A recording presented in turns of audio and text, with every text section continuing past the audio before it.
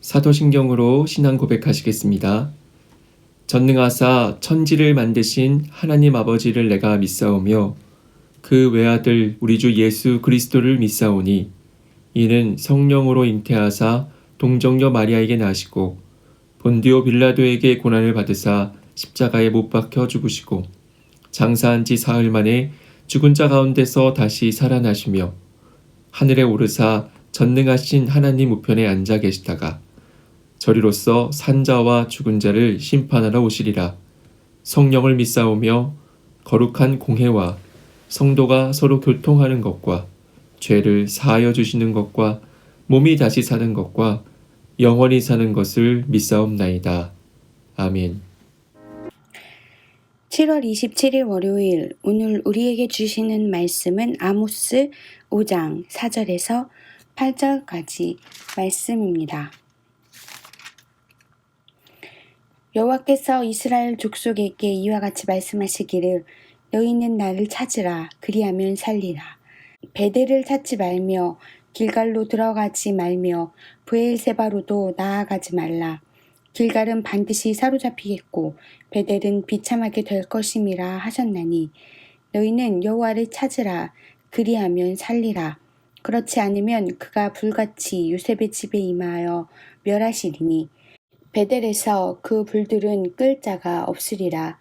정의를 쓴 쑥으로 바꾸며 공의를 땅에 던지는 자들아, 묘성과 삼성을 만드시며 사망의 그늘을 아침으로 바꾸시고 낮을 어두운 밤으로 바꾸시며 바닷물을 불러 지면에 쏟으시는 이를 찾으라.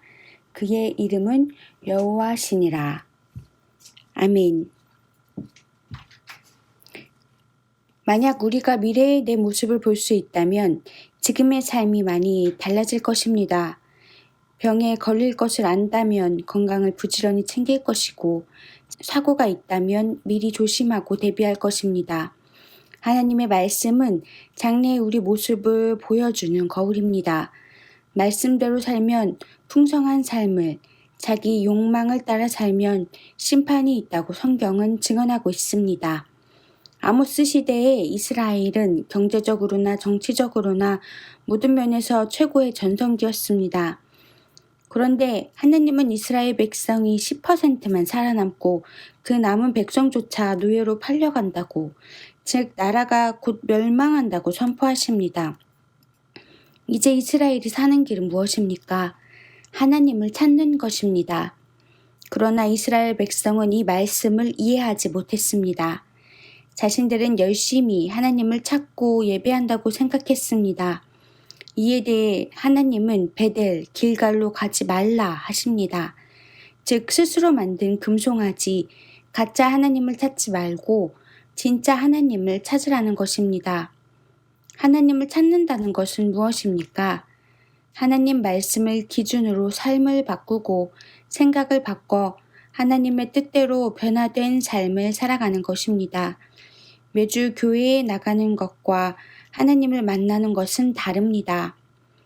하나님을 만나면 반드시 삶의 변화가 나타납니다. 오랫동안 예배를 드렸어도 삶이 변하지 않았다면 아직 하나님을 제대로 만나지 못한 것입니다. 이러한 만남 없이도 봉사도 하고 예배도 드릴 수 있습니다. 당시 이스라엘은 말씀보다 자기 욕심을 위해 살면서 말씀으로 옳게 살려는 사람들을 힘겹게 하며 조롱했습니다. 교회는 다니지만 말씀에 순종하여 변화하지 않는데 우리의 문제가 있습니다. 지금 누리는 삶이 익숙하고 편안하기 때문입니다. 변화 없는 자기 중심의 형식적 예배를 드렸던 베델을 하나님은 불로 심판하십니다. 오늘 말씀은 믿음의 선택이 장래에 어떤 결말을 맞게 되는지 분명하게 보여줍니다. 하나님은 모든 자연을 주관하시고 한순간에 모든 것을 변화시키는 분입니다. 인생의 흥망성패가 하나님께 있습니다.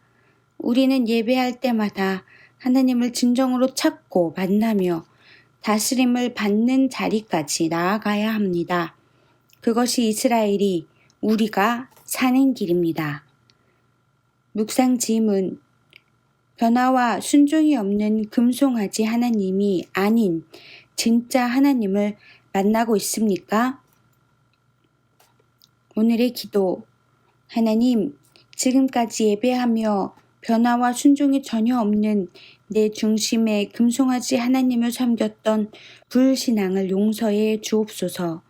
지금의 모습에서 벗어나 진정으로 하나님을 찾고 그 말씀에 순종함으로 삶의 온전한 변화를 경험하게 하옵소서. 예수님의 이름으로 기도합니다. 아멘.